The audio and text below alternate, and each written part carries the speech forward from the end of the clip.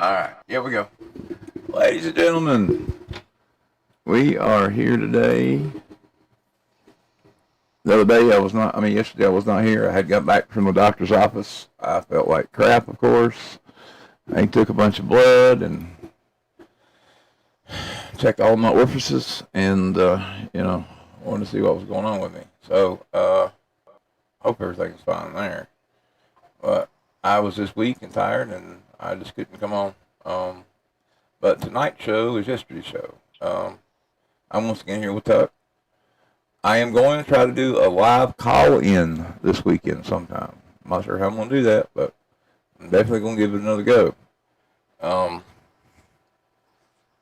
got to think about it a little more and probably throw some promotional crap up and things like that. I got a target audience I want to tap into, and it might be kind of cool to talk to. But that being said, tonight,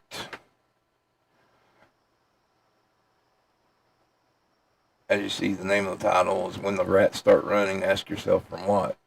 Now, before we start, me and Tuck has these conversations all the time. And, it's basically about stuff that affects him, that, he's out there, or I'll talk about stuff I see or what I think's going on. But and the reality of the matter is this. Whatever they have planned, and when I say they, I mean people with more money and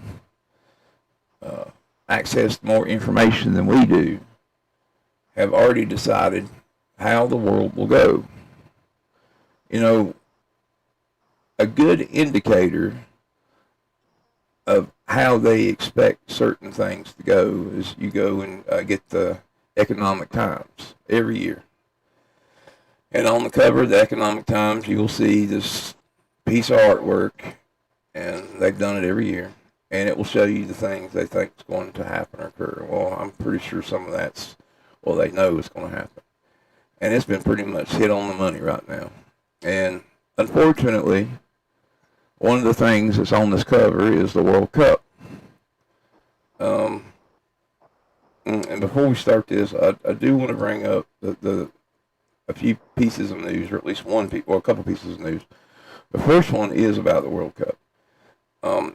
It appears that the CDC and numerous other agencies are, in fact, worried about Ebola, and they're worried about people coming in from Congo and various other places for the World Cup.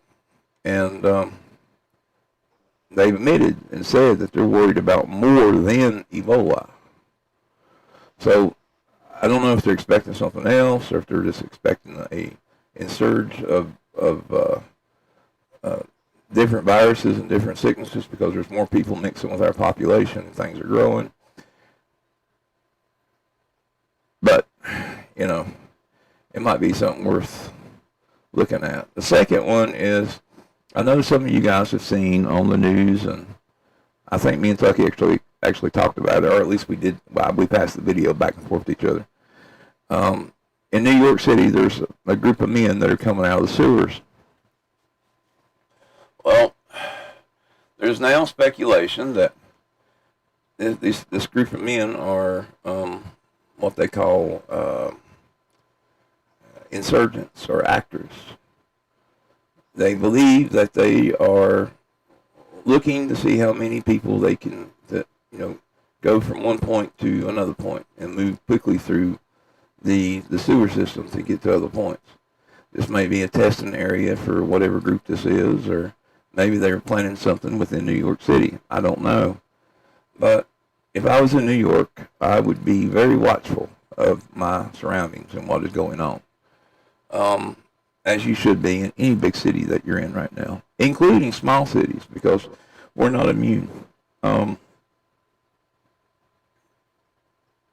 the other one I found interesting is, once again, there is a leak on the space station. The American astronauts were told to shelter in place on their spaceship. This was today. Because the Soviet side and the Soviets the Russian side we're trying to patch the leak and keep it from basically decompressurizing and blowing up. The space station has had an astronomical amount of trouble, an astronomical amount of problems, and it seems like it's all coming from the Russia side. The leaks, the things they find. I don't know, somebody doesn't want to be up there, or they plan leaks, or what it is, but it always seems like the problems are on the Russian side. You go back and look and you'll see. I don't think that will be in orbit much longer. I mean, it just, from the way it is. And if it deorbits, that big vehicle could actually crash into a city. Not sure it would be the United States, or might be another one, but that one can crash into something. I don't think. Well, there is one other little piece of. You get fireworks. Huh? It comes with fireworks. Oh yeah, it comes with fireworks. Hell, there was earlier this year. There's another one that they didn't plan for. It come crashing down and went into where was it? Was it outside of Greenland or something? There was a guy out there that was fishing, and he records it falling down. I mean, a little to the left. I mean, it would have took him out. I stumbled on this today, and I don't know if this is like something they've known about or something that's been going on, but it is of a concern. Scientists confirmed that a mysterious Utah earthquake, first detected in 1979, really did occur 90 kilometers underground. That's far deeper than anyone thought earthquakes could happen beneath a continent. Researchers identify a rare class of continental mantle earthquakes occurring deep in the Earth's upper mantle, where rocks are expected to slowly form or flow and not snap. Here's the thing. This isn't supposed to happen. It's not supposed to happen in Utah. It happened again in September 10th, 2025. And same place, same location. This one, however, was 68 kilometers deep below from the surface. They don't know what's doing it. They know it's happening. They don't know what it's doing it. And can this be bad? Yeah, it could be real bad. The way that there could be a whole other fault system down there, and our whole continent could just roll off into the ocean. Well, hold on, though. A lot of this has to do with our taking the oil out of the ground. Oh, I mean, I'm not debating that. I'm not debating that. Well, the oil is supposed to lubricate the plates so that they don't fucking do earthquakes. Well, when you got no lubrication, you're just doing a dry hump. That's from dinosaurs, man. Yeah, but it still goes along the fault lines and lubricates. The Earth creates about 1 million barrels of oil a year on its own. So where'd you hear this one at? I'm genuinely curious. I mean, honestly. I don't remember where I read it, but I know I read it a few years ago. I can see someone arguing the logic there that is the case, and it might be. Hell, I don't know. I always thought the Earth had its own, lubrication mechanic, but never really got it. Gave it any thought. Well, no. One of the big things, because in the underneath, so the Barnett Shale is the second or third largest natural gas reserve in the world. It's basically all of Central Texas. It's fucking huge. Like 3,000 holes, 4,000, 5,000. They still haven't hit a dry hole. That's how big this shale is. They still haven't figured out how big it is. Well, the thing is this is where they learned a lot of horizontal drilling and stuff, because they had to start drilling underneath Austin because it had a big old gas pocket. Well, now Austin is dealing with earthquakes all the time. Wow.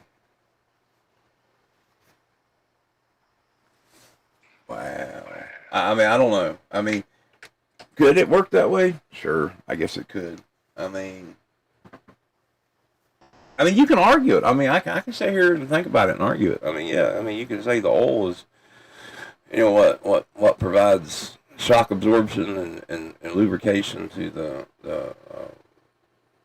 the fissures and cracks and stuff like that. But you know, I still think that we're running out of usable oil. I mean, there may not be, regular usable oil. I do think We something's wrong got with you about, two tonight. I think we got about 20 years left, and that's about it.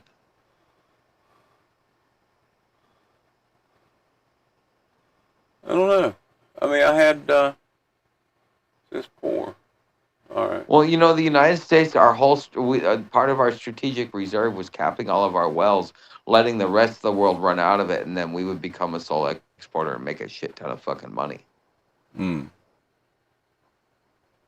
So now we're starting to become an exporter, so that should tell you something.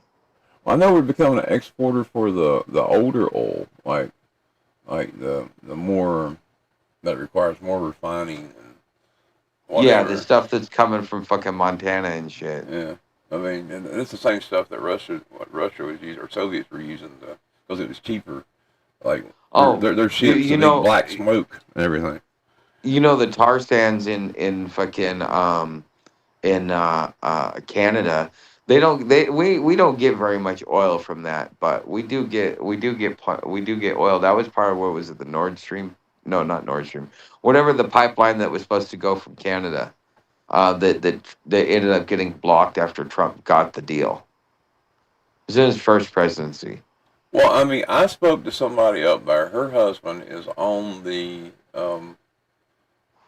that's working on the pipeline, and when we were discussing it and everything, and here recently, and she told me I said, well, they're going to start the pipeline back again, and she says they never stopped. They just don't talk about it no more.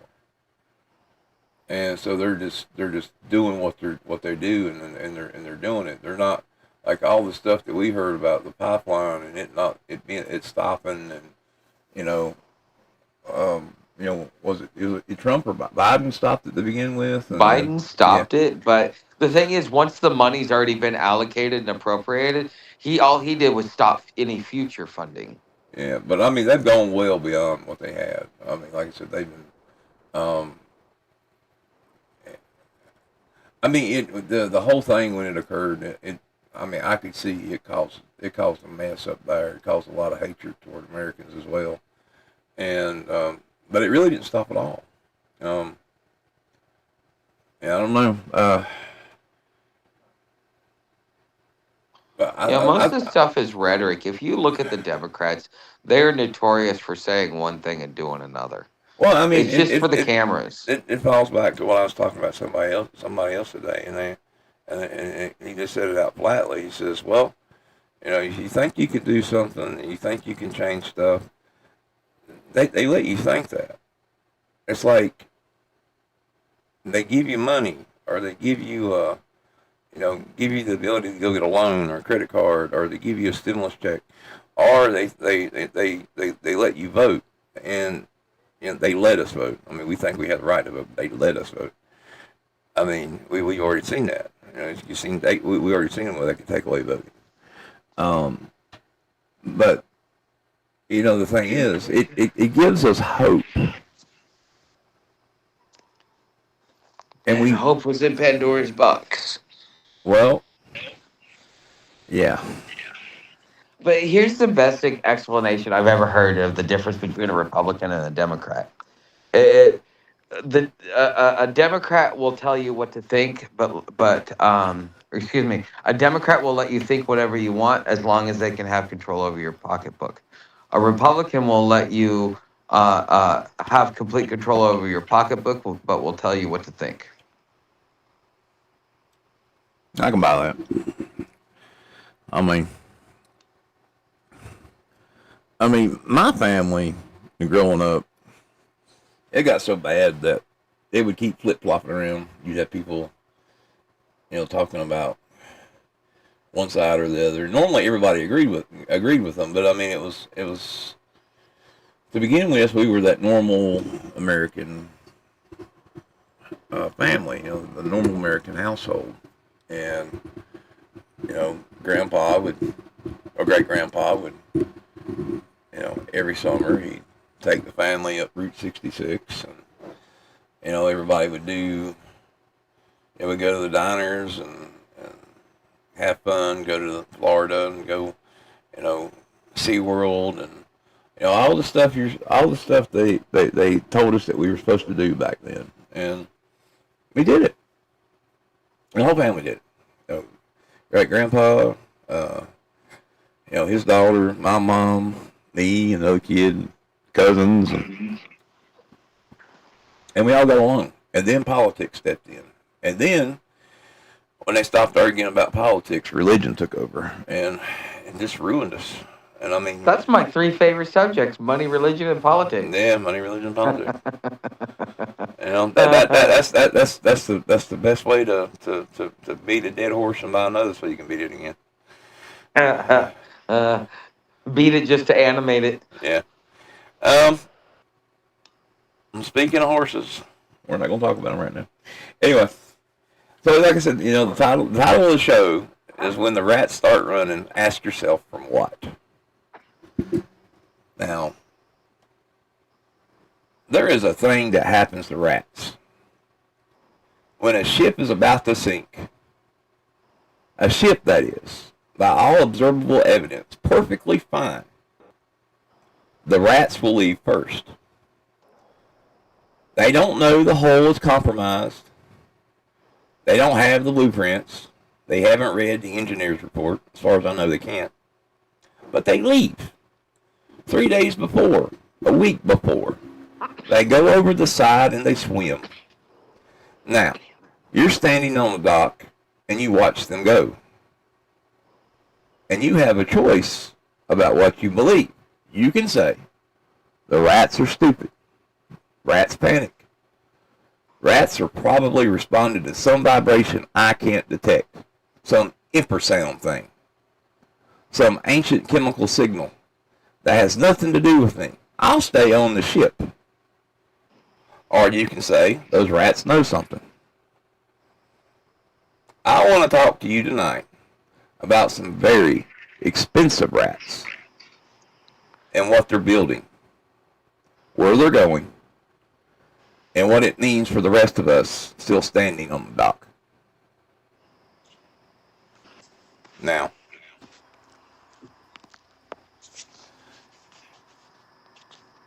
all in all tonight, I am not trying to point fingers at people, and especially people with a lot of money, and I'm not trying to piss off anybody. But if by some chance that for some chance you're one of these people and you're listening to this podcast, or a clip of me at some point, I want you to know that your behaviors are clear, and what you're doing is very obvious. Now, I don't know. The things you do, the thing that when you have that kind of money, and the behaviors that you do is very telling and very showing. Yes, and we're gonna talk about some of you tonight. But anyway, I have one calibration I would like to bring everybody to. sure. Okay. I once wanted to rewrite what the Federal Reserve did because, after doing all the free men stuff, I knew a lot of stuff. I was like, okay, let me come up with a plan. This is an alternative. When I sat there and I thought about all the intricate details and everything that I had to do, I realized that the fiat currency, based upon what was going on and what we needed to accomplish, was the only vehicle that would allow us to do it. And so I stopped being an enemy of the fiat currency and started realizing it has a purpose and it's necessary. It's a tool, but you need to learn how to use it. When dealing with these rich people, we also got to understand that the world comes to them to solve their problems because they all want their money. And so they're like, okay, well, if I'm giving you money, you're now my puppet. And what if you were in the same situation, if you got to see the same set of circumstances, what would you do differently? And based upon all of that, because we realize that sometimes the decisions, they may seem horrible, but on the other hand, these decisions are the same decisions we would all make. No, not all of them. Not you wouldn't be the decisions I have in this article here that I've written are decisions an individual will make if they're trying to run from something. Okay. I mean, there's a big difference there, unless you're trying to show off. And then I do account for that in here too. But like I said, rich people have always had bolt holes. Always. The Rockefellers had country estates. The Rothschilds had castles. The super wealthy have always had multiple properties. Always diverse geographically. Always had somewhere else to go other than the one home that many of us only have. That's not what's happening now. What's happening now is a behavioral change, a synchronized class-wide behavioral change happening inside a compressed window of time that has no historical precedent. Now, I'm going to explain that. There's no other time in the history of known civilization has a group of individuals done this at the same time. So that's your first red flag. So here's some numbers. Rising S Bunkers, a Texas-based company that builds and installs private underground shelters, delivered approximately 10 private bunkers to New Zealand in just the last few years. That's one company, one country, a country with a population of 5 million people, and no historical reason for American billionaires to be there at all. Vivos. Wait, hold on. Uh, There was an article probably 5 years ago about how New Zealand was the place where all the rich were going to survive the apocalypse. I know, I know, but historically, there's no reason for the Americans to be there, and and more Americans are building bunkers there. More and more rich people are building bunkers there. Now we go to Vios. Vios is an underground global shelter network. They have installed a 300-person bunker in New Zealand's South Island in 2020. 300 people, not a room, a community. Mark Zuckerberg is building a compound on the Hawaii island of Kauai. 1,400 acres, 30 bedrooms, 30 bathrooms above ground and below ground, according to the construction documents obtained by the local media, a 4,500 square foot underground living space, blast-resistant door, connected to the surface by an access tunnel.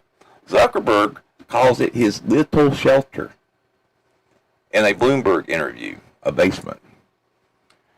It's approximately the size of a NBA basketball court. That's a small basement. Yeah, for a rich person, when you're Yeah. used to 10,000 square feet. I mean, you can grow your own food and do your other stuff down there. And Dude, maybe, I've cleaned some of those fucking houses when I had my cleaning business. You can only do a small section of the house every day. Like you would spend like 7 days a week just going from one side to the other because it's so fucking big. oh, I know. I never told you about this, but uh, the woman I dated after I left, after I left home, now we've been together for a couple of years, and that was her gig. She liked to clean houses and stuff like that, and we did it down there in Roanoke, and actually that's where I met my first editor, and I met my first couple of people, but that they have rich places like that, rich people like that, and I mean, now rich people are weird when you start cleaning their homes. Maybe we should talk about them, but anywhere we already are. but they're very careful. Like I mean, they have like, how we have like containers that we put our change in or something at home. Oh yeah, I remember. I did like their little special alcove that had like a lot of stuff. That like, be Yeah, very careful with it. Yeah, yeah, yeah, we yeah. had this we had this one family that had like a couple of those in there, and they marked it to see if anybody was stealing from them that was coming in. And nobody was, but I mean, they just didn't have their money set right. But I don't know. They paranoid. They're paranoid even in their house. They're more paranoid than I am. But Well, you got to realize once you have it, it's just like being on the top of the mountain. Once you have the biggest mound, everybody wants it. oh yeah, I So guess. that their problem, they may not have to deal with like starvation or any of the other problems. Their problems are a little bit more complicated. Everybody's trying to swindle them, and then they become the crooks. Now the guy we were talking about, Peter, he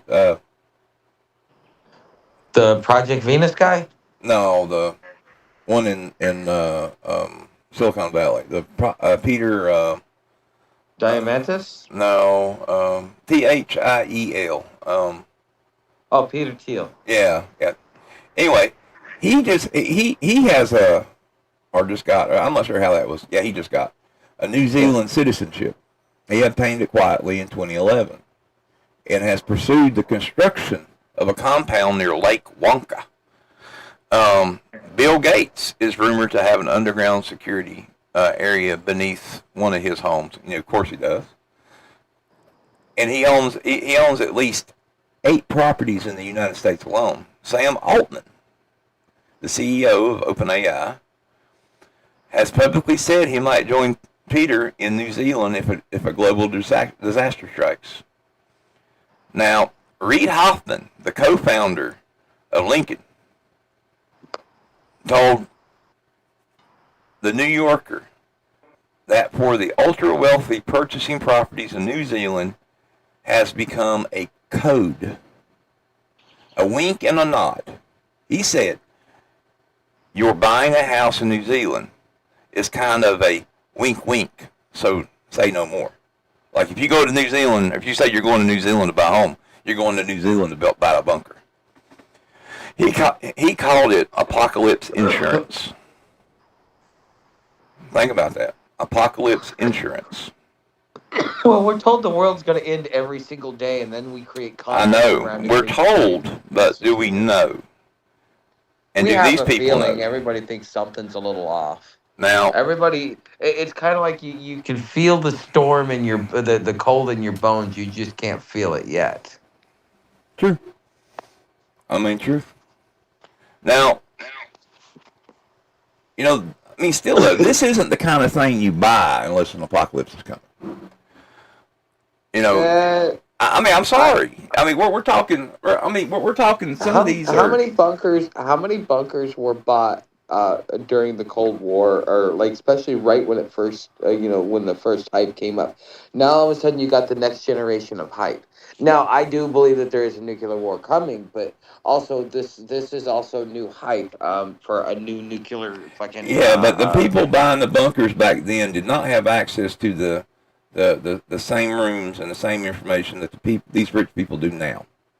Well, we've been dumbed down to not even think about. Ha! This is America. I mean, it's one thing. Purpose. It's one thing to sit there and to say, okay, well, they're just doing something they used to do. It's another thing to look at the pattern and the facts and see that these people, and I go into that here, that let me go on with it. We'll talk about it. But what I'm trying to say is, these people are talking to people with a whole lot more information than we have.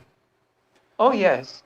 And I say, and that is what drives their decision to go get apocalypse insurance. Do you remember me talking about digital literacy? I think so. Well, we'll go into it. We got. Yeah. We got, Well, no, we there got was spots. a new article in there where they're starting to push digital literacy again. Oh. All right. Well, we'll talk about it. Well, I mean, like I said, I don't want to get off topic of this. I want to get go ahead. through Sorry. part of it. Anyway, in 2017 or thereabouts, because these things don't come up with precise dates, Douglas was hired to give a talk to a group of investors. He's a media theorist, a writer, and a professor. They threw him somewhere. They flew him somewhere private and put him in a green room and told him he was about to go on stage. He never went on stage. Instead, 5 men came into the green room, serious men, hedge fund managers, the kind of wealth that does not make small talk. and they sat down around the table, and they started asking him questions. The first question was, New Zealand or Alaska? Not hello, not good to meet you, not what did you think about our digital media futures? New Zealand or Alaska? He understood immediately what they meant. They were asking where to put a bunker, where to go when, in their words, the event happened. I'm going to say that again. The event. What was this professor talking about? Like, what was his profession? He's a predictive analysis. He's a futurist. Well, yeah, but he he gets all this information. He puts it up. Everyone comes to this guy. I mean, he's a media a theorist, a writer, professor. He literally writes about the end of the world and nuclear bombs and apocalyptic scenarios, stuff like that. I mean, this is this guy's profession. He's like a super expert on the subject. Anyway, like I said, they brought him, but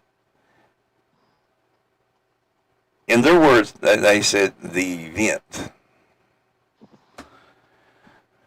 He spent the next hours after being asked very specific questions, I don't know them all, about electromagnetic pulses, about how to secure the food supply in a remote location, about economic collapse timelines, and about disease vectors. About, and this is one that stayed with him, how do you keep your security staff loyal after the money stops meaning anything? Now, if you were worried about one little thing, you would ask about one little thing. But these individuals believe that there is an event that's going to happen. An event, a bunch of stuff, all at one time or over the course of time, that they should be prepared for. And based on the questions that they were asking, they're asking about electromagnetic pulses. You would get that from a nuclear weapon. If you're asking about disease vectors, you're talking about viruses and contagion spread to things like mosquito and God knows what else. Biowarfare. If you talk about economic collapse timelines, you're talking about riots in the streets and people running out of money and things. So it's to war. Yeah, no. So but the question that stayed with him was, how do you keep your security staff loyal after the money stops meaning anything? Now think about that question. Really think about it. Because that is not the question of a man doing a thought experiment. This is not a theoretical concern. That is a man who has looked at a specific future, put himself in it, and worked through the practical problems. He has already decided he is leaving, and now he's working out the logistics. These people are thinking they will have to do this and do this very soon. These people want to know how they're going to do it. Now, David later wrote a book about his meeting. He described the humanitarian suggestions, the collective solutions, using their wealth to stabilize the system that they were planning to flee. All the stuff we talk about, all the stuff we say they should do. But, they're not going to do that. As being received like he was a child telling adults about Santa Claus. They were not interested in fixing it.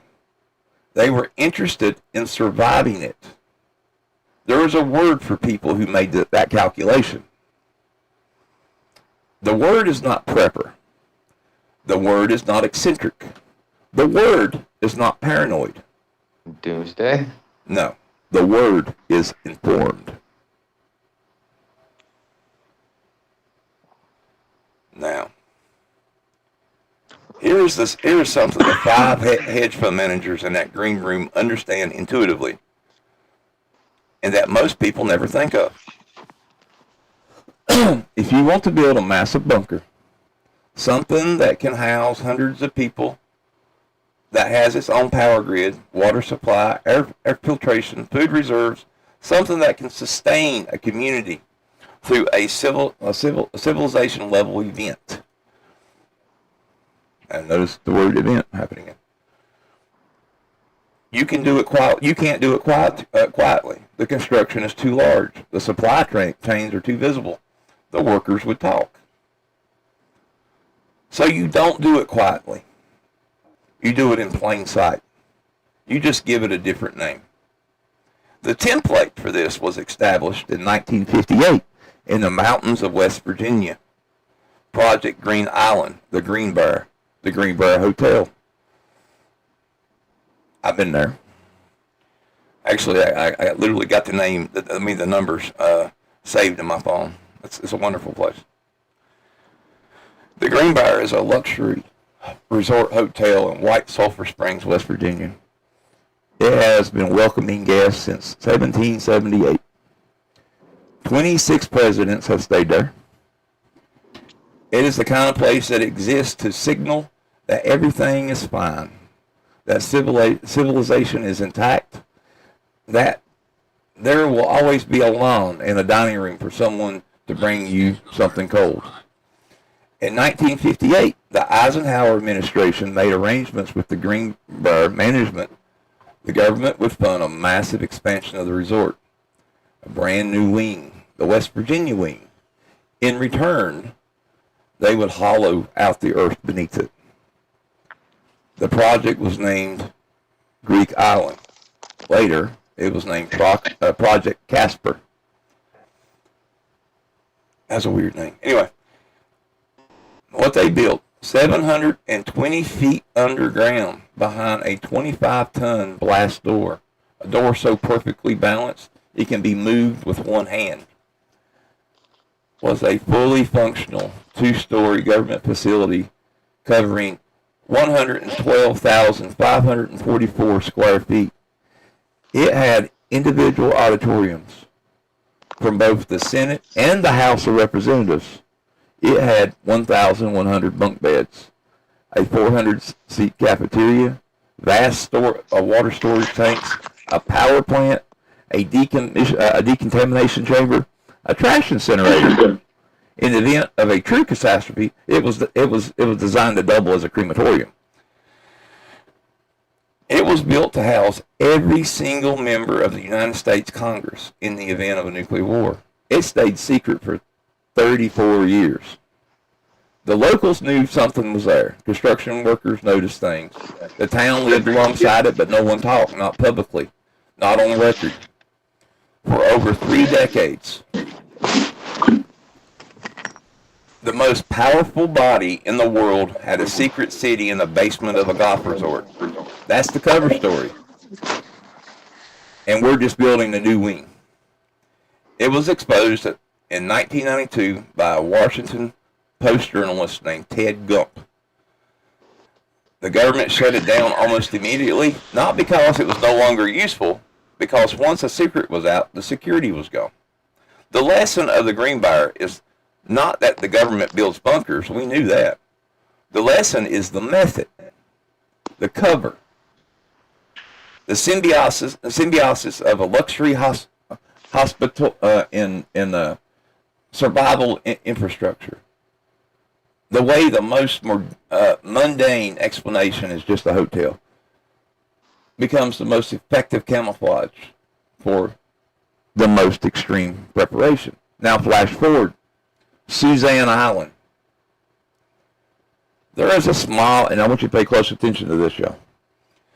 There is a small island in the Adriatic Sea off the coast of Albany called the Suzanne, however you pronounce it. For decades, it was one of the most militarized places in Europe. Under Albany's Stalin dictator, a man so paranoid he built more than 750,000 bunkers across the entire country, roughly one for every 4 citizens. It was the crowning jewel of his defense infrastructure. It was used as a submarine base by Italy during World War II it was taken over by the Soviet military occupation during the Cold War, including, and according to some accounts, the storage of chemical weapons. When a former soldier who was stationed there was asked to describe it, he said there were 2,840 bunkers with heavy machine guns and automatic weapons. There were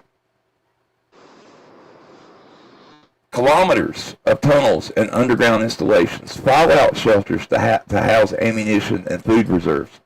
Kilometers of tunnels, 2,840 bunkers, an island isolated in the Mediterranean,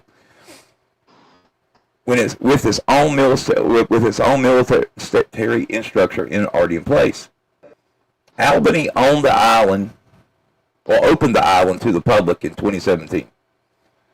The Cold War architecture was still there, still intact, still waiting. In the late 2024, the government granted strategic investor status to a company called the Atlantic Incubation Partners, LLC. The investment firm is run by no other than Jared Kushner, the son-in-law of the United States President of this. What year did this happen? 2024. Oh. The plan. Now, they just have come out with the plan. This was in yesterday's news, or day before yesterday's news. On the plan, a $1.4 billion luxury resort, 10,000 hotel rooms, villas across the island and surrounding coastline, luxury brands, private beaches, the best architect of the world. His wife told a reporter, bringing their vision to a 1,400 acre island. They have been completely open about what was already there. The bunkers, the tunnels, the military infrastructure. This was all part of the pitch. Oh, this is why Trump ran. This is why he was pissed off. The dark past collaborating with glamour, a James Bond villain layer repurposed for the ultra wealthy. The Albany government is under investigations by its own anti-corruption prosecutors for now, but the deal was approved. This was protected land and it was reclassified. The process lacked transparency. No one knew about it. And they're mad because it favored an American president's family. All of that is story. An interesting story, a corruption probe, reclassified land, the geopolitics of a Balkan county trying to integrate itself into Washington. But that is not the story I'm interested in tonight. I'm interested in the infrastructure of the island. Because here's what you get if you build a luxury hotel on the top of this island.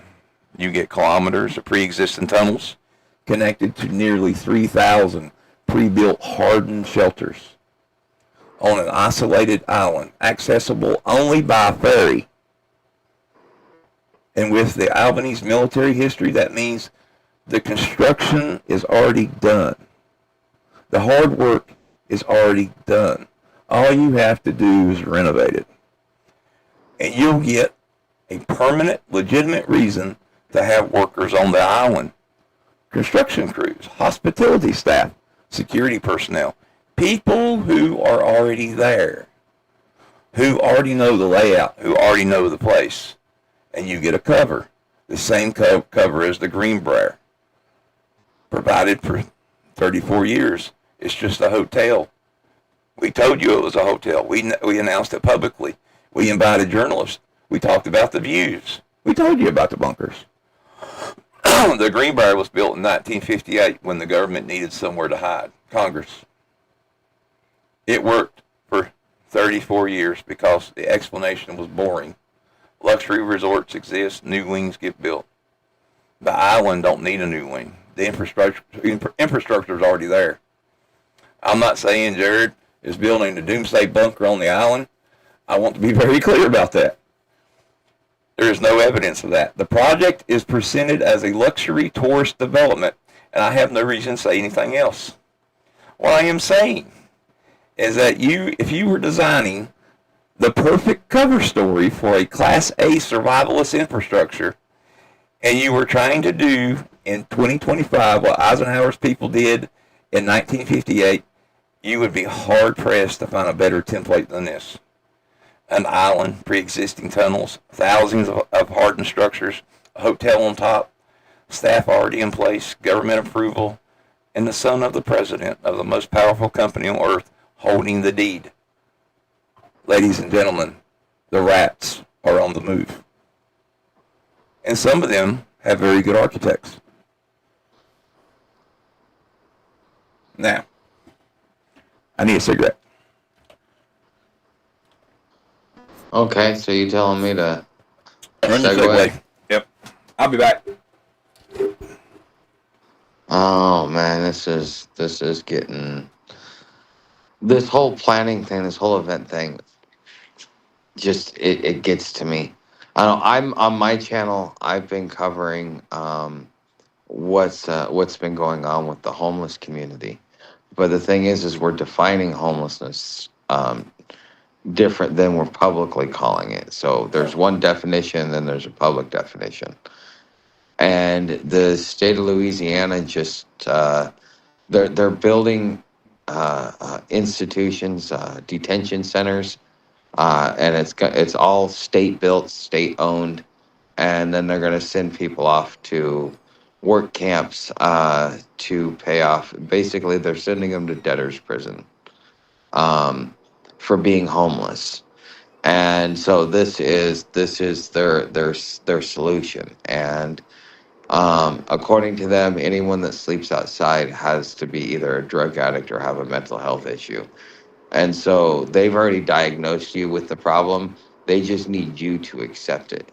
And so, he keeps talking about preparing, and I just keep thinking it's like you could see all the different wheels moving. It just depends upon what part of society you're in on how you're getting affected.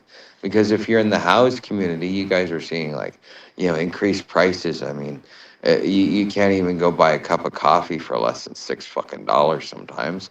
It's like crazy. You guys got to deal with that just to be able to have the basic luxuries that you afford yourself because of a hard day's work. I mean, it's got to be really rough. I mean, I don't know. I would honestly, that's the problem I prefer to have compared to the problem that I'm working on right now. But I think just so you guys know, if you ever have to like bug out, because I know some of you probably are preppers, if you ever decide like you have to bug out and you're worried about, traveling, the Supreme Court has recognized, although it's not enumerated in the Bill of Rights or the Constitution, there still is the court still observes your inherent right to travel. So if you're traveling, don't argue with an officer. An officer doesn't know what the fuck he's doing. He's just like he's reading. He's got a little blue book in his pocket that he pulls out and figures out what code he's got to fucking write, because those are the only tickets he's writing because he doesn't know anything else. And so so it's when you get in front of the judge, that's who you have the conversation with, not the police officer. So don't get all lippy with the police officer. He's just a tool.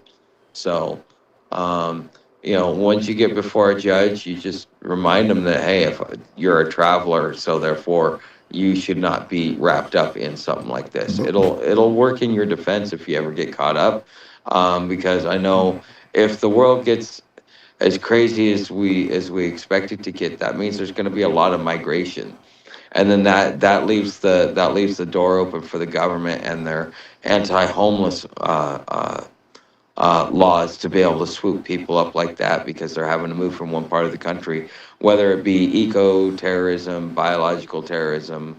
Well, you got to remember stuff too like that. a lot of us have homes, and a lot of us that listen to this and whatnot. But something can happen in your area, like in Georgia, like the data center come in.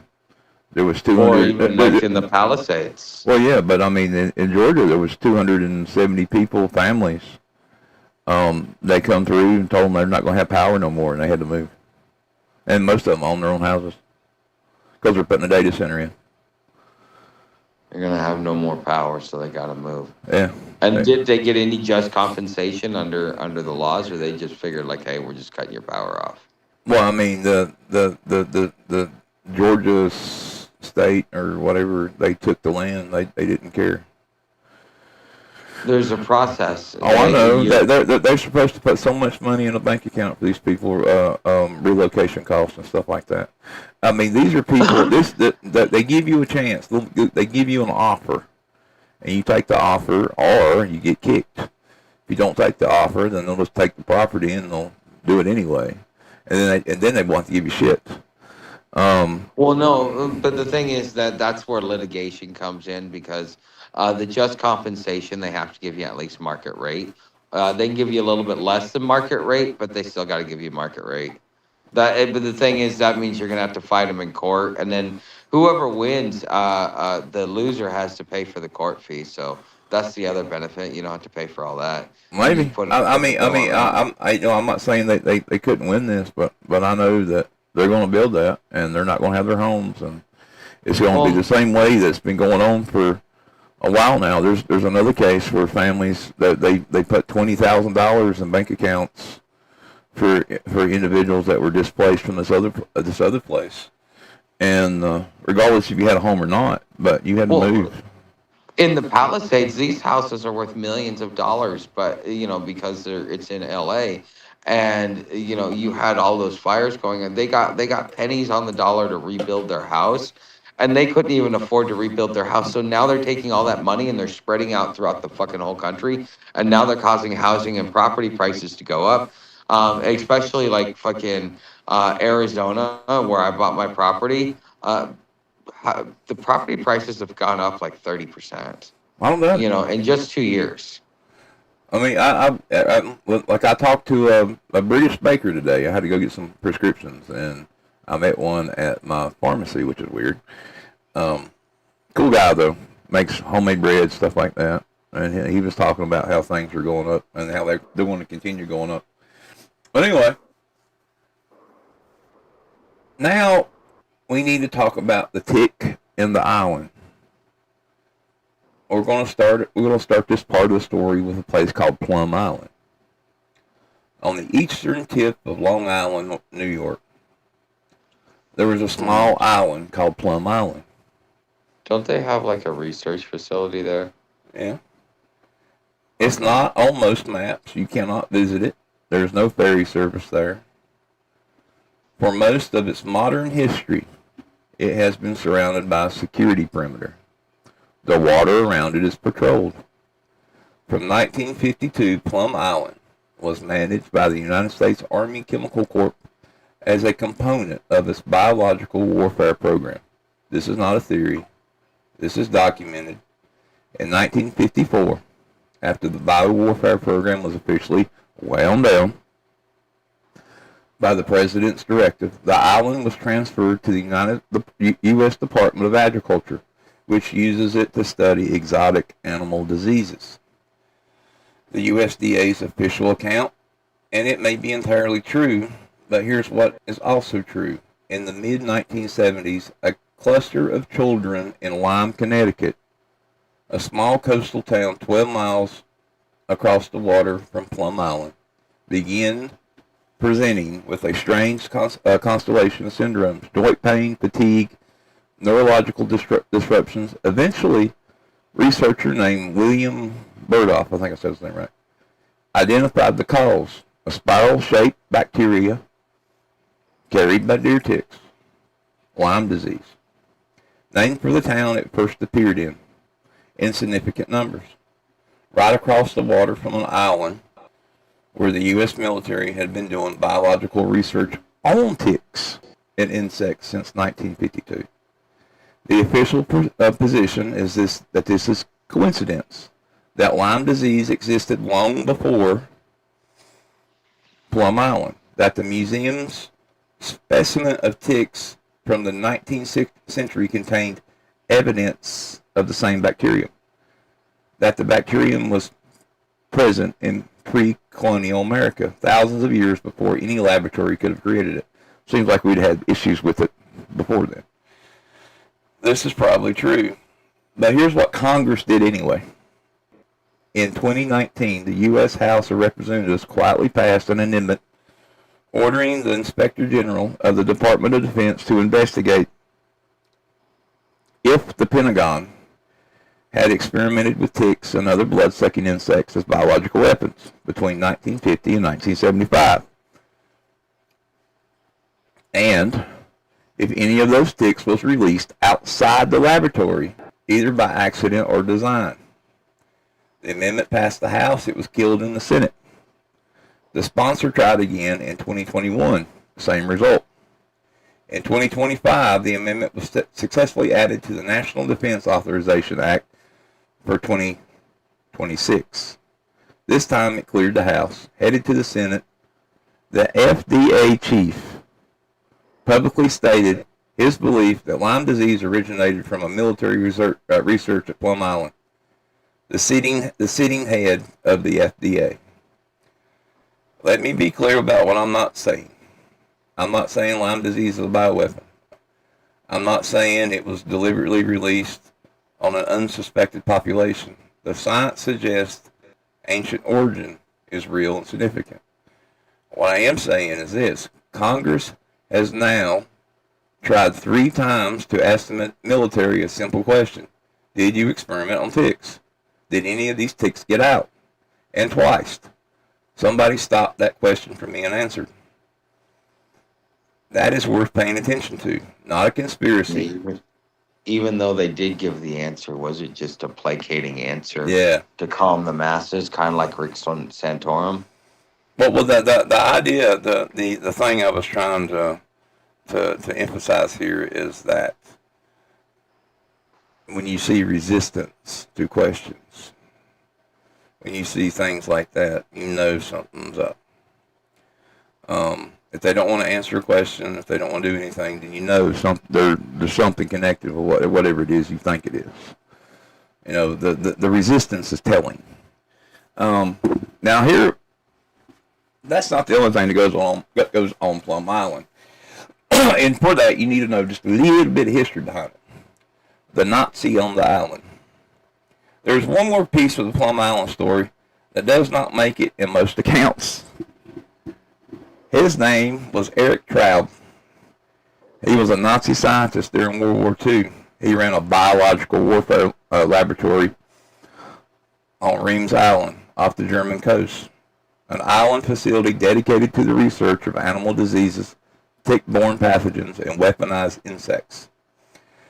After the war, he was recruited by the United States under Project Paperclip, the scientific program at which the United States government brought former Nazi scientists into America research programs. He became a consultant to the U.S. Biological Warfare Program. His area of expertise was tick-borne disease research on island facilities. The facility he consulted for, Plum Island. The man who ran Hitler's bioweapon island was brought to America and installed at another island where our government studied the exact same diseases he had previously weaponized. And 12 miles away, in a small Connecticut town, a disease cluster would emerge that no one had seen before. I'm not telling you what to think. I'm just telling you the shape of it. Now, I want to stay with the subject of ticks for a moment. There's something else I've been working on behind the scenes. I've been bugging the shit out of Tuck about it. Because there's something else happening. Something separate from Lyme disease. More recently, stranger in some ways. And the numbers around it don't add up. It's called alpha-gal syndrome. Say it again, alpha-gal syndrome. I know you have heard of it by now. They want you to know about it. Here's what it does. A Lone Star tick bites you. Its saliva is a sugar molecule. Your immune system registers it, and from that moment on, your body treats the same sugar molecule as an enemy. The problem is that the same sugar molecule exists in the cells of virtually every mammal on Earth, which means after the tick bite, you become allergic to red meat, to beef, pork, lamb, venison, rabbit, to dairy, to gelatin made from the animals. In serious cases, to surgical mesh and heart valves that are in you because they're made from bovine tissue. To some medications. Some medications they use for chemotherapy and cancer treatments. This is not a mild allergy either. It sends you into anaphylactic shock. It can kill you. And unlike most allergies, the reaction is delayed. It comes 2 to 6 hours after you eat, which means people don't connect it to what they ate. They think it's food poisoning or IBS or something else entirely. Now, here are the numbers. The CDC has documented more than 110,000 suspected cases between 2010 and 2022.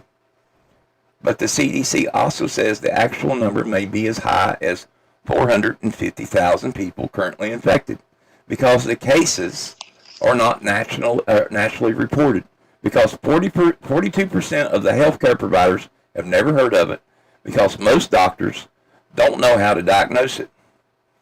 Research at the Virginia Commonwealth University presented findings in 2025 showing a 100-fold increase in positive test results for alpha-gal antibodies between 2013 and 2024. 100-fold in 11 years. Electronic health records show a 5,520% increase in alpha-gal diagnosis between the period of 2015 and 2020 and the period of 2021 and 2025. On Martha's Vineyard alone, one island off the coast of Massachusetts, there was more than 500 positive cases in 2024. A tick researcher described the cases as exploding. New York City, where the Lone Star tick is not even supposed to be common, documented 280 cases in 2024. Cases are now being identified in almost every state. The disease has moved north, it has moved west, it has moved into populations, and geographic where the Lone Star tick has never historically lived. Now there's something strange about this tick. Most ticks, as you're walking along, use static electricity to transfer themselves to you, and then they crawl off your leg or do whatever. But a Lone Star tick will chase you, and it will chase you for 3 meters, literally running after you. They're literally the acrobats and the track runners of the insect world. It's wild. The official explanation, and I plan to show you guys all this stuff in another video about alpha-gal, but I'm still working on it. I'm still trying to talk to some experts. Well, that being said, the official explanation of all this is climate change, warmer waters, expanding deer populations, ecological drift. The tick is followed its host northward. The host is following warmer temperatures. This might be true. Climate change is real, I guess. Tick ranges are expanding. None of that is disputed. But here's what I want you to hold alongside this. The paper. In 2025, a peer-reviewed paper was published in the Academic Journal of Bioethics. It was written by 2 professors at Western Michigan University School of Medicine. The paper argued that it is morally obligatory, their words, to genetically engineer ticks to spread alpha-gal syndrome more widely through human populations. The reasoning. If people become allergic to red meat, they stop eating red meat. If they stop eating red meat, animals suffer less. Therefore, engineering a tick-borne permanent allergy to red meat is ethically good, perhaps a moral requirement. The paper was published. It passed peer review. It appeared in legitimate academic journals. After it was published, the authors received violent threats. The backlash was significant enough that it became a story in itself. Note now, the authors were careful to note that the technology to deliberately spread alpha-gal population scales doesn't currently exist. I know that they can. There is a philosophical exercise, they said, a thought experiment about ethics and ecological intervention. To me, they were planning something. I think the paper was a confession. But from the facts, I can't say that it was. So I'm not saying the ticks were engineered. What I am saying is this. There is a class of academic thinkers who believe that deploying tick-borne permanent meat allergies across the human population would be ethical, who have written this down, who have had it reviewed by their peers and published in a journal, and everybody agreed. And separately, in the real world, a tick that causes exactly the condition has increased by 5,500% in a decade. I am not connecting the dots for you. I am just laying them on the table. Now, here's the thing that nobody can explain. Here's the thing I want to ask the experts. Well, one of the things. Here's the part that alpha-gal syndrome that scientists themselves find strange. Well, the ones that I've talked to so far. The alpha-gal sugar molecule exists in virtually all mammalian cells. But old world monkeys and humans are the only mammals on Earth whose cells don't contain it. That's the reason we get bit. We start having an allergic reaction to it. This is a very specific evolutionary exclusion. Researchers believe it happens because old world primates needed an immune defense against certain parasites. And that defense required treating alpha-gal as foreign, as the enemy. Which means humans are already primed to react to this. The immune machinery is already there. The tick bite doesn't create the allergy from scratch. It activates something that's already there. Additionally, only a subset of people who were bitten by the Lone Star tick develop the alpha-gal syndrome. Researchers don't know why. The variables that determine who gets triggered and who doesn't, as of now, is identified. However, I do want you to know, once you get it, you can't get rid of it. And you can walk around with it, and suddenly you become triggered, and you go into shock. Scientists still don't fully understand the mechanism by which the tick bite activates the immune response. They know it happens, they don't know how. One independent researcher has spent 2 decades investigating tick-borne diseases, told the Daily Caller News Foundation that the spread of the Lone Star tick beyond its native ecosystem may have something to do with human experimentation. The Government Accountability Office has announced it will begin a formal review of the U.S. bug bioweapon scheduled for publication in December 2027. December 2027, 18 months from now. Now, I'm not telling you that alpha-gal syndrome is a weapon. I don't know that. Nobody outside certain rooms knows that. The climate change explanation can be argued. And probably accounts for a great deal of what we're seeing. And if that's the case, then El Nino is going to make it a lot worse. What I'm telling you is the numbers don't quite make sense. That the 5,520% increase in a decade is not a gradual ecological shift. This is a permanent allergy to red meat spreading at this rate into geographies that's never touched. It is kind of worth asking the questions about. And that, just as Lyme disease, just as Plum Island, there are people who would very much prefer those questions not be asked. I am going to be talking about this more. I've been doing interviews. There are people with direct knowledge of these programs who are willing to say things on the record that they were not saying before. That is a different conversation for a different night. Tonight, I just want you to know the shape of it and to know it's coming. The tick will make you permanently allergic to meat. 5,520% increase. A peer-reviewed paper arguing that they have a moral duty to do it, and a government review that won't publish its findings for another 18 months. File it next to Plum Island. File it next to Eric Child. File it next to the congressional amendment that took 3 tries to pass. Something is in the water, or more precisely, something is in the grass. Now,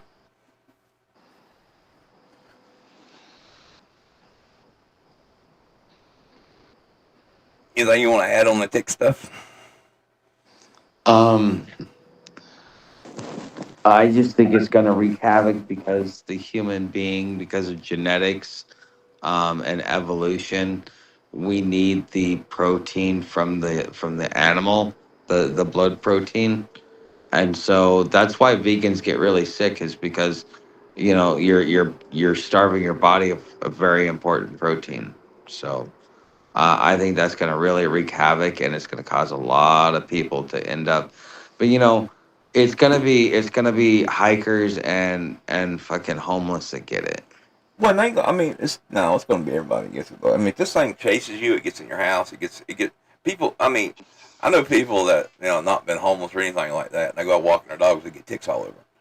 I mean, this is something that's going to affect everybody. This is something this kind of increase, this kind of numbers.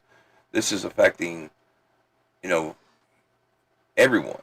I mean, be it you in a mansion or a trailer or in a shack in the woods or a sleeping bag. You're going to get it. And they'll chase you how far? Huh? They'll chase you how far? 3 meters. So 10 feet. Yeah. And well, that's like about 4 steps.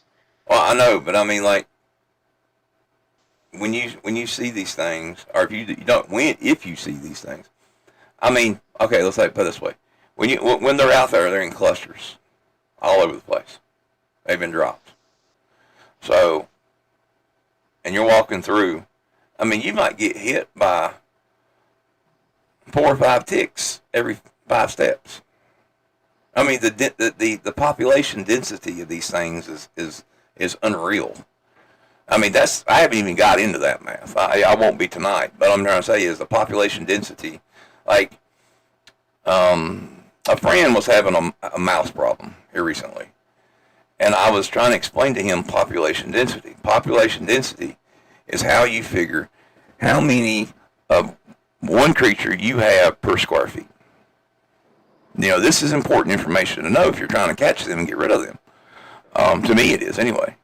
Now, when it comes to viral predictors like this, then you need to know how many per square feet you're going to encounter. And I mean, it is very possible that, you walk along and you're not going to see these things. They're tiny. I mean, they start off tiny, but they get bigger. Oh yeah, they get bigger. But I mean, it doesn't matter if the little ones get you or the big ones get you. It's the same way.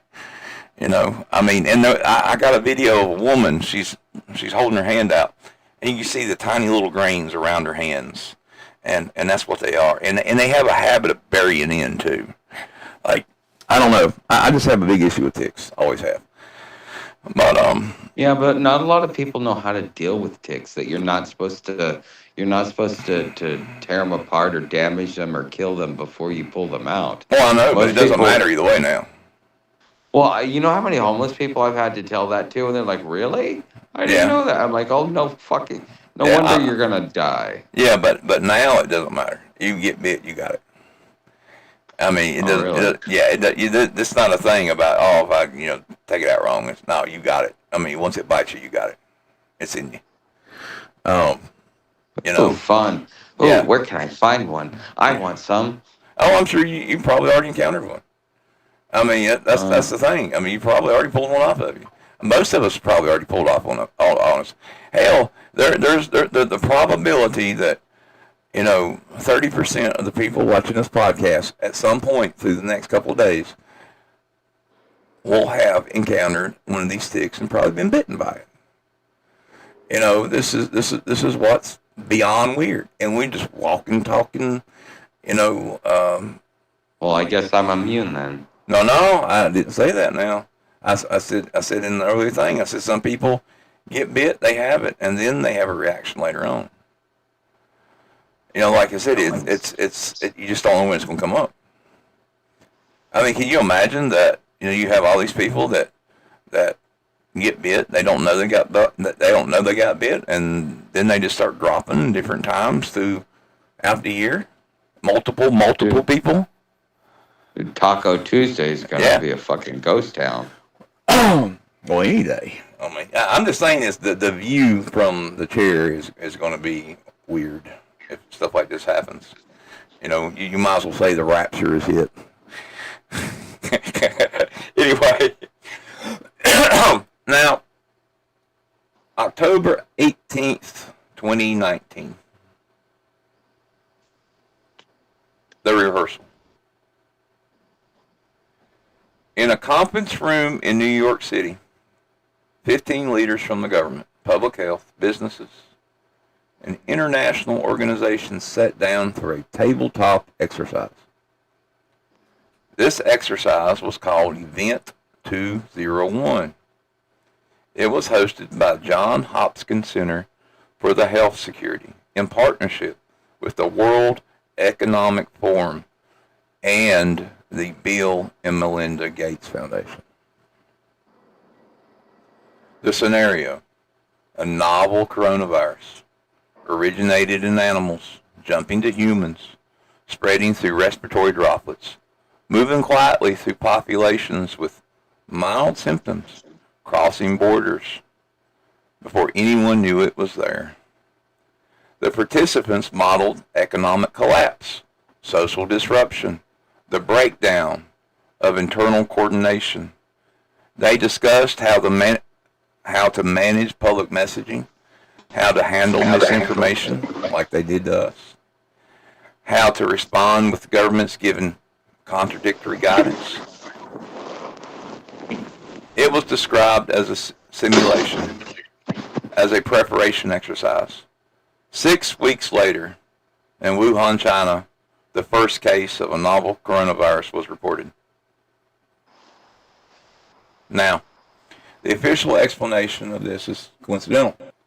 That pandemic preparedness exercise are routine, and the Johns Hopkins Center had run similar exercises before with other viruses, Ebola, and other things, and Lyme disease. Anyway, and none of those were followed by outbreaks.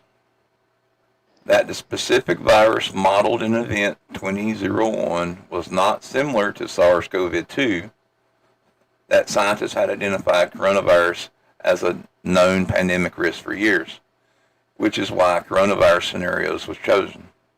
All this is true and all this is verifiable. Among the 15 participants in Event 201 was George Gay, the Director General of the Chinese Center for Disease Control and Prevention, the head of China's CDC, at a simulation of a coronavirus pandemic 6 weeks before the real coronavirus pandemic. There was also a representative from Johnson and Johnson, a former deputy of the CIA, a senior official from the World Bank. These are not graduate students doing class exercise. These are people who run things. Mm-hmm. And what they practiced in October 2019 was exactly what happened. Now, According to Meyer, and this is something that really kind of spooked me, is that in 2017, after Trump was sworn in, the ruling elites of the world got together and they decided that they were going to use the next pandemic to gain control over the political and economic system. And I think that Event 201, although the virus was coincidental, what they were planning, it was really like how do they take back control so that they can make sure the world goes the way they want it. Ensure the outcome. I mean, it's a logical approach. I mean, this was a simple simulation. They simulated everything when it comes to this. I mean, you can go and watch it and listen to it. I mean, some of it's boring. I mean, it is, but you can go watch the thing. I was one of the few that did. I did it during COVID. Um, and believe it or not, we couldn't talk about this during COVID. I mean, Yeah. I was literally kicked off of YouTube for talking about this stuff. But yeah, it's wild. But this all of this, these meetings and these bunkers and the stuff is all patterns. And I'm just grabbing strings and bits and pieces, and the picture's a lot bigger. And like I said, there is a pattern. Now, I think you're onto something. now I want you to step back for just a moment, and I want to show you something, or try to show you something, make you picture it. The bunker building wave among the ultra wealthy appears to accelerate around 2017 to 2019, then shifts into a different gear after COVID. That is, it began before the pandemic and intensified after it, as if the pandemic confirmed something they already suspected. The Tick investigation that it's on my screen there, that Congress pushed to ask the military about bioweapons research begins in 2019, gets killed, comes back, gets killed again, returns in 2025 with the backing of the FDA chief. Event 201 runs in October 2019, and the novel coronavirus emerges in November 2019. I am not connecting these dots for you.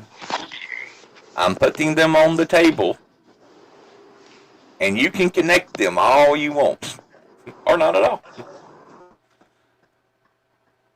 Now, here's the question. Here's the one that you should probably ask before you start drawing lines and making cool little patterns on paper, if that's what you do, or if you got a conspiracy board like I do. If you were part of a class of people who had access to the world's best private intelligence, former CIA directives for hire, former CDC heads as consultants, private biosecurity analysts, who briefs no one but their clients, what would your risk assessment look like? Not the public risk assessment, not the one in the newspapers, the real one. The one in the room where David sat across 5 men who wanted to know how to keep their security staff loyal after the money stops mattering.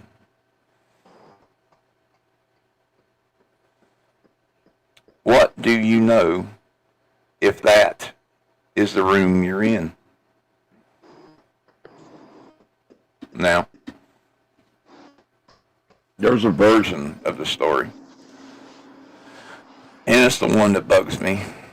And I'm sure it's the one that's going to keep me up at night and drive me crazy when I think about it.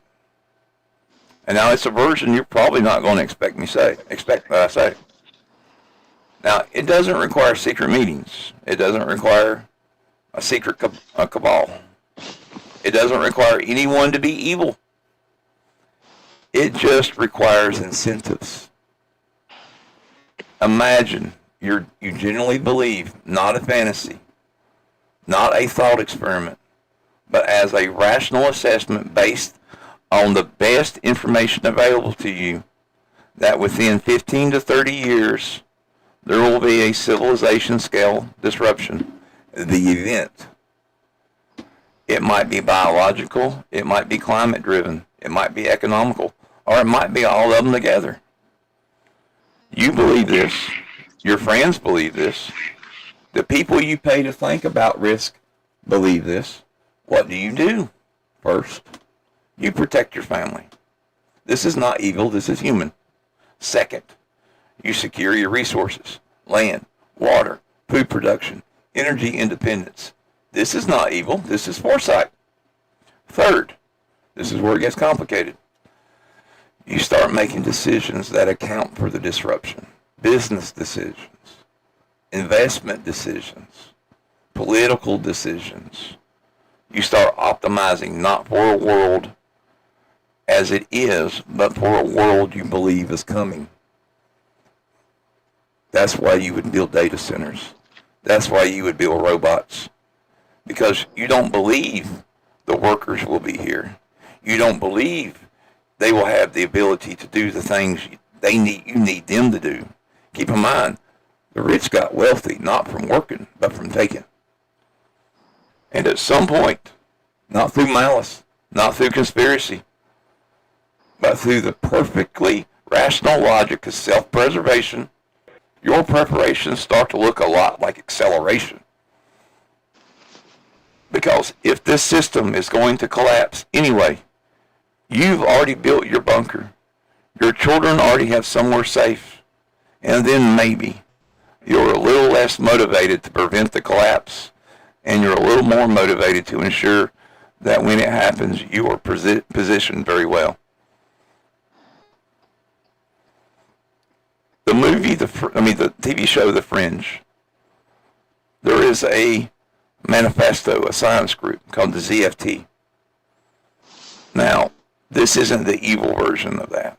This is the rational version. The version where the missing chapter of ethics gets removed from not by a villain, but by the slow, quite mathematical of personal survival. Now, do you want to know what they're actually afraid of, according to them? Not having anything, not being prepared. Well, according to David, and according to some other people. Now, we don't have to speculate entirely. Some of them have already told us what they think is going to happen, kinda, or at least bits and pieces of it. The meeting that David was in, the 5 hedge fund managers cited electromagnetic pulses, economic collapse, disease, war, in that order. Sam Altman has said he's worried about artificial general intelligence. He has literally said, the CEO of a company building the most powerful AI in human history has literally said that he may need to flee to New Zealand if it goes wrong. Elon Musk has described Earth as a single point of failure for human civilization. His stated reasoning for wanting to build rockets to Mars is a species backup, the backup drive. He has said, in case something goes wrong here. One of the founders of OpenAI reportedly believes that artificial general intelligence will become a reality in the near future, and that its arrival represents an existential risk. Now, I want to add in today's news. I haven't added this to this. There was a thing from Entropic, and they were talking about Claude. Some of you may use Claude, some of you may not have. I don't know. The further you are away from AI, the better, probably. But they said this new version of Claude has begun writing its own code. It has begun protecting itself. And they're asking the world to put a pause or slow to AI. But the company itself doesn't seem to be doing that themselves. So I don't know what's going on there. But you can see from these companies that there is growing worry. And then when a CEO says something like we need to slow down and we need to do something, the board always removes that CEO and puts someone else in charge. So this is going to happen. Well, I think we're going to have some kind of super powerful AI that we can't control. Maybe. I don't know. It just feels like it. It's possible. Yeah. Meyer, Meyer doesn't talk very much about it, but apparently the beings that he's in contact with, they had AI, and they're still on the run from it. Like they said that was the worst thing that you could ever do. Like it took them thousands of years to realize what happened before they could get out from under it, and then fucking had to fight a war. And they're still on the run in a way, because that's part of the reason why they keep certain secrets. I mean, I think we're there. I mean, I do. I think we're at. We passed the goal marker, goal post. Yeah, we can't turn back. There's too much in it now. Nobody wants to turn back. Nobody cares about the consequences because they're like, it won't happen. Kind of like, when you stick your dick in a light socket. Yeah. Well, you know what they say about Iran. The more goats you stick your dick in, the more IQ points you lose. So. Sorry, I heard that today. That's actually a pretty good one, but I didn't know they said that. Yeah. They're not fringe figures. These are people on the internet who thinks the moon is hollow. These are like us, These are architects of technology shaping the next century. They are collectively quite terrified. And the question is of what specifically? And the answer, if you read it carefully, is of the things they are building. The answer, if you've heard any of this, if you heard me say anything, the thing they're afraid of, the thing they're running from, are the things they are building. They are building the things they are afraid of and building bunkers to survive the things they are building. This is not a conspiracy. Sadly, this is just the world. Now, there's one more thing that we should talk about. It's called the 72-minute problem. In 2024, a journalist, an author named Annie Jacobson, published a book called Nuclear War Scenario. She is not a conspiracy theorist. She is an award-winning investigative reporter who has spent her career documenting classified American military programs.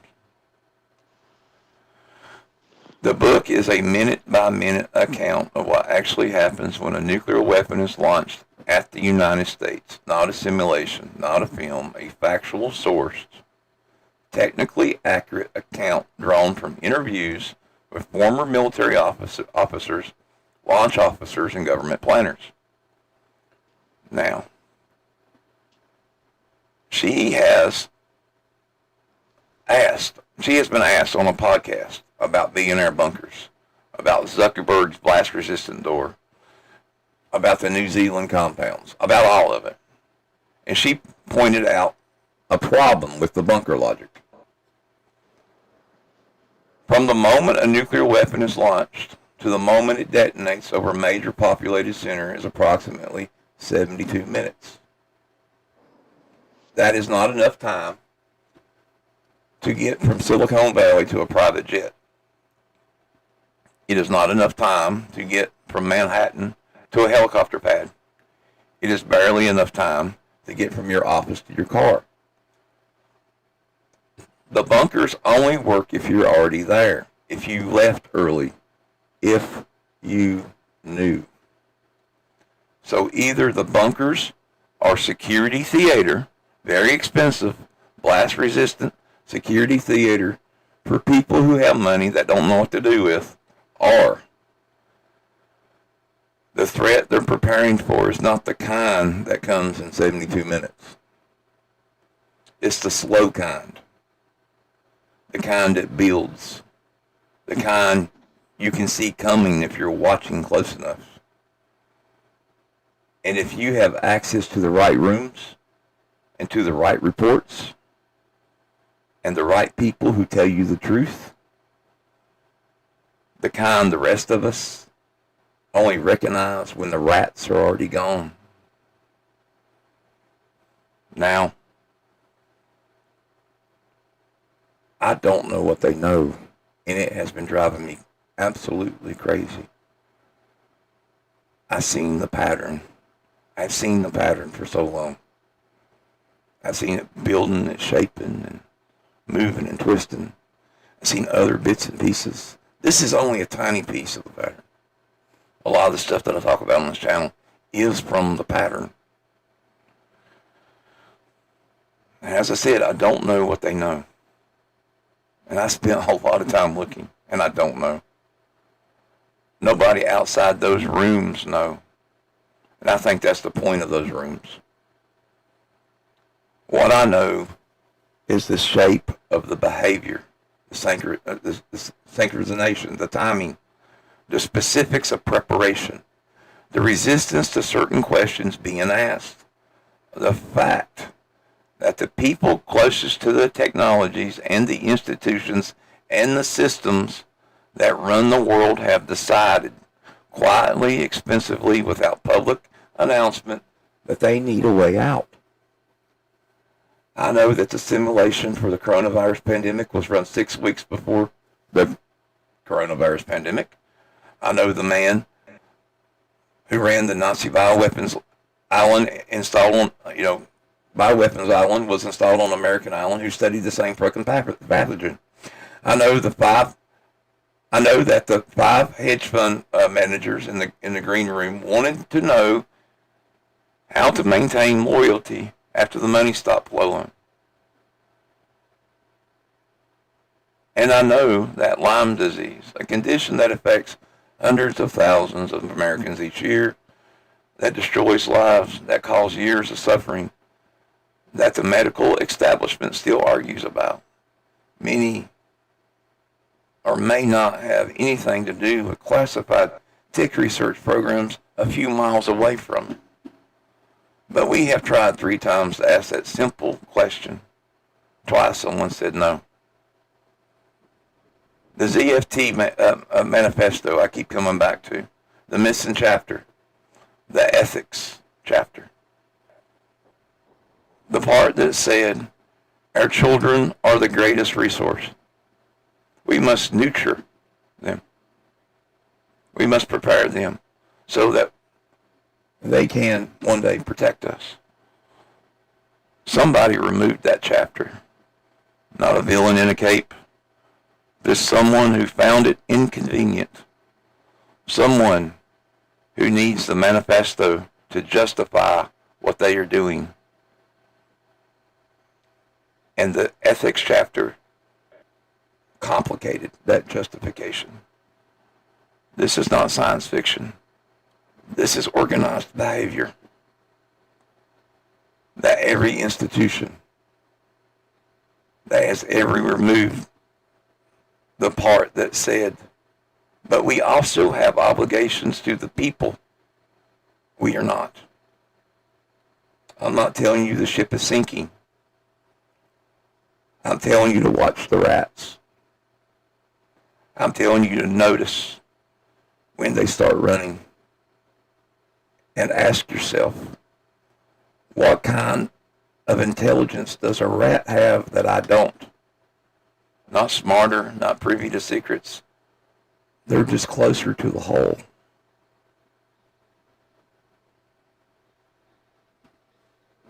And we're done for the night. We are? Yes. Sorry, I kind of, yeah, I got in a trance. I was listening to that. That was really, really fucking. I wanted to say something though. Go ahead. You're fine. I think that Meyer says something about all these billionaires are getting all their money together. They think that they got this whole thing beat. They're building these bunkers and they think all they got to do is stay in there for a year, and when they come out they'll be able to reestablish humanity. But what they forget is that when they actually come out, they're all gonna burn just like the rest of us. Oh yeah, I mean they are. I gotta get them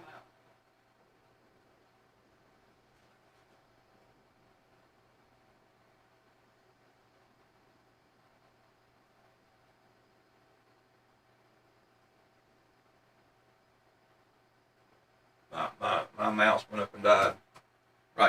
Right in the. As she was talking, I was like, shit, I can't even scroll my papers. But yeah, I mean, that's actually. See, who was it? Was it Nostradamus that said that too? That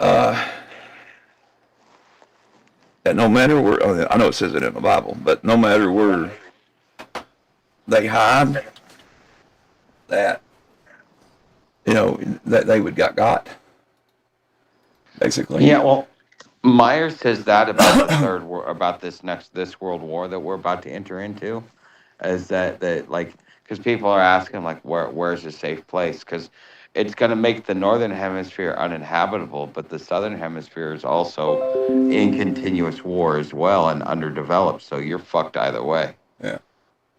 There's nowhere to hide from this. This is going to be something that encompasses a whole globe. I mean, it's kind of fucking weird to think that we would all fight like this, just like one whole globe, one side versus the other. I don't know. I can see it. I definitely can see it. I can see something popping off. Everybody going crazy. And it just happens that way. Oh, by the way, guys, if you want the source notes and to do some further research, it will be in the description. And there is a ton of it for this one. And it goes into the hedge fund managers, and it goes into the thing about the bunker and the new bunker they're building and everything else. And I mean, like the Ryzen S bunkers, you can call that guy right now and talk to him. And he'll tell you. He'll be straight up with you and tell you. Hell, they've even had him on Canadian Prepper. I'm not one for. I don't believe everything Canadian Prepper has to sell, and I guess people don't believe everything I have to sell. But it is the way it is. But yeah, like I said, I think something's coming. I think something is approaching us. I think they are afraid of the things they're making. Just as we are, we're concerned about things that, we're starting to get concerned about data centers. We're starting to get concerned about AI. We're starting to get concerned about, the little things that start popping up and start poking their heads out. I know it feels like a game of whack-a-mole, but these moles are here to stay. And I just don't know how. I know we can't do anything with them. There's even a lady from, this was from Texas.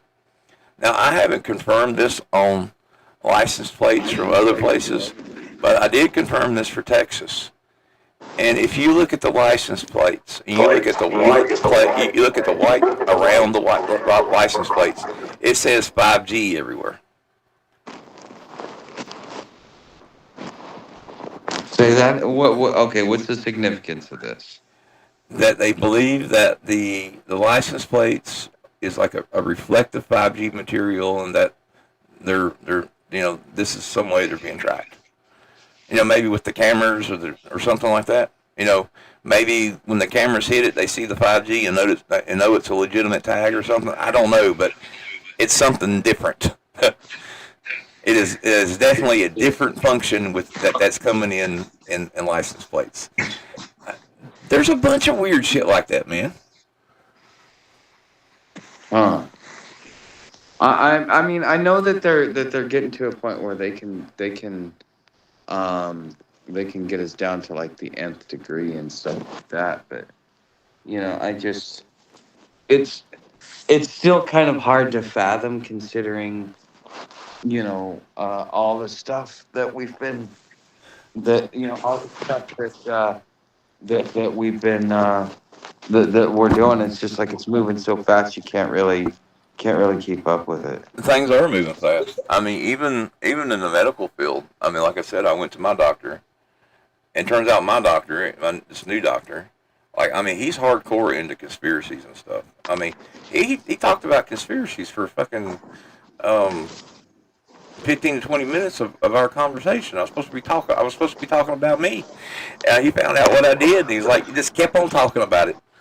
And he was talking about the girl that worked downstairs that believed in Bigfoot and all kinds of stuff. Cool guy, though, man. Fucking amazing guy. Is this the first time you meeting this doctor? Yeah, first time meeting. Does he know who you are or something? Well, they did a search. They figured out who I was. It popped up. I mean, that happens sometimes when I go to doctors and things. But let's say I didn't know that there was this new medication hadn't been invented in the past 5 years, and apparently it helps fix what's wrong with me, and it looks like I might be going on it. So, and that's Congratulations. Well, let's wait and see what happens. I mean, I'm not going to die from what I have. It's definitely make me feel a lot better. That's all that matters. I just want to feel better. Feel better. And if I feel better, you guys are in trouble. You guys are in lots of trouble. Shit, keep him sick. Keep him sick. Yeah. I mean, that's when we get back to 8-9 hours a day. That's all I do. I'll stay here. Only 8 or 9 hours. Yeah, only 8 or 9. I gotta have a little room. Maybe a day off. Dude, there was a point in time I was doing 12 hours a day, barely making anything. You just kind of gotta flip around and mess with a little bit sometimes. I found YouTube that the less time I spend, the more quality I am and I do, and so therefore it pans out. So like you can work 100 hours and make $100, or you can work 20 hours and make the same $100. Yeah, but I don't want to. I mean, I don't want to do that all the time. But there's some special stuff that's coming up that I'd like to do some longer shows for, and I don't know. I mean, I would just like to be able to feel good enough to do that kind of thing if I wanted to. I mean, I'm not saying I will, but I mean, I would like to feel good enough to get around, get stuff done, get this done, get other things done, and like I said, I hope this medication works. I do. Weird one too, but well, guys, I think we have reached the end of tonight's thing. Tomorrow is going to be a live call-in. I think.